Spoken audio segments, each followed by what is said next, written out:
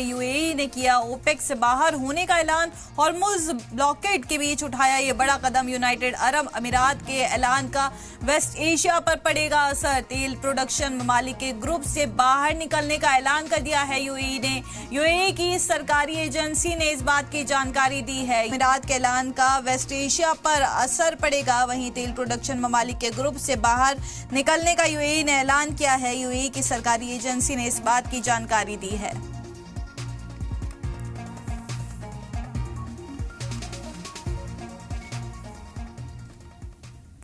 इस खबर पर बातचीत करने के लिए हमारे साथ middle east expert doctor Zakir Hussain साहब जुड़ चुके हैं। डॉक्टर जाकिर हुसैन साहब, यूएई ने अचानक ओपेक छोड़ने का ये जो फैसला लिया है, ये क्यों लिया होगा? क्या बड़ी वजह इसके पीछे हो सकती है?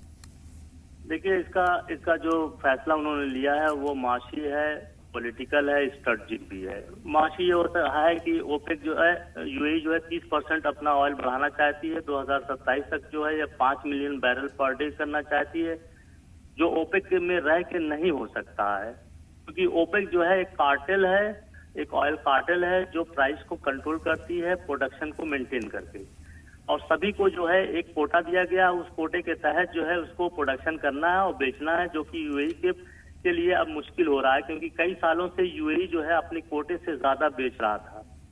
तो अब ये इसने फैसला कर लिया है कि 30% हम बढ़ाएंगे, जिससे 5 million barrel oil per day 2027 तक करेगा। इसके कई वजह है। नंबर 1, अभी जो लड़ाई हुई है ओपेक, यूएई का बहुत बड़ा नुकसान हो गया है, दुबई का नुकसान हो गया है, तो उसको कंपनसेट करना है। एक तो ये बड़ा फैक्टर हो गया है। दूसरा बड़ा फैक्टर ये हो गया है कि जब ये लड़ाई खत्म होगी तो सभी दुनिया की मुल्क जो है अपने रिजर्व स्टॉक को भरने की कोशिश करेंगे। उसमें बहुत ज्यादा ऑयल की खींच होगी, जिससे वो यूएई नहीं चाहता है कि वो कोटे में बंद के जो है उसमें रहे और अपने प्रॉफिट को लूज करे। इसलिए जो है वो यूएई चाहता है कि हम इंडिपेंडेंट होकर सारी तरफ जो है अपने ऑयल को सप्लाई करें।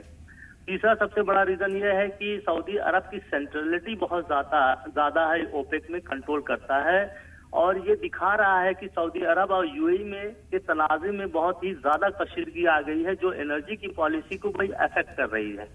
अभी तक ये हमेशा रहा है कि सऊदी अरब और यूएई मिलकर ही ओपेक को मैनेज करते थे। तो यूएई के हटने से ओपेक के ऊपर बहुत बुरा असर पड़ेगा। शॉर्ट टर्म में नहीं, लॉन्ग टर्म में जो है, लॉन्ग टर्म में ऑयल की प्राइसेस से भी असर पड़ेगा, कि यूएई जब तेल बढ़ाएगा तो उसका इम्पैक्ट जो है ऑयल प्राइस पे पड़ेगा और ऑयल प्राइस नीचे जाएगी। हाँ, कुछ कंट्रीज जो यूएई से खरीदना शुरू कर देंगी उनको फायदा होगा। और अदर रीजन ये है कि ये अमेरिका से, इजराइल से मिलके जो है एक अलग तरीके की एनर्जी मार्केट बनाना चाहता है। अमेरिका चाहता है कि एक पैरेलल मार्केट सेट हो जाए, जिसमें सऊदी अरब, ओपेक और रशिया को लेकर जो है एक रिलेशन बने, जिसमें, और यूएई ने ओपनली साइड कर लिया है अमेरिका और इजराइल को। इसमें कोई अब दो राय नहीं है। तो ये सारी चीजें इंडिकेट कर रही हैं कि यूएई अपनी एक इंडिपेंडेंट एनर्जी पॉलिसी बनाना चाहता है, ना जो कि ना ओपेक के साथ रहे, ना वेस्ट एशिया की और कंट्री के साथ रहे। अब ये देखना है कि यूएई इसको कितना सस्टेन कर पाता है, that is a different thing. UAE ने ये जो बड़ा फैसला लिया है, इससे वेस्ट एशिया पर बहुत बड़ा असर देखने के लिए मिलेगा। बहुत शुक्रिया जाकिर साहब इस जानकारी के लिए और हमारे साथ जुड़ने के लिए।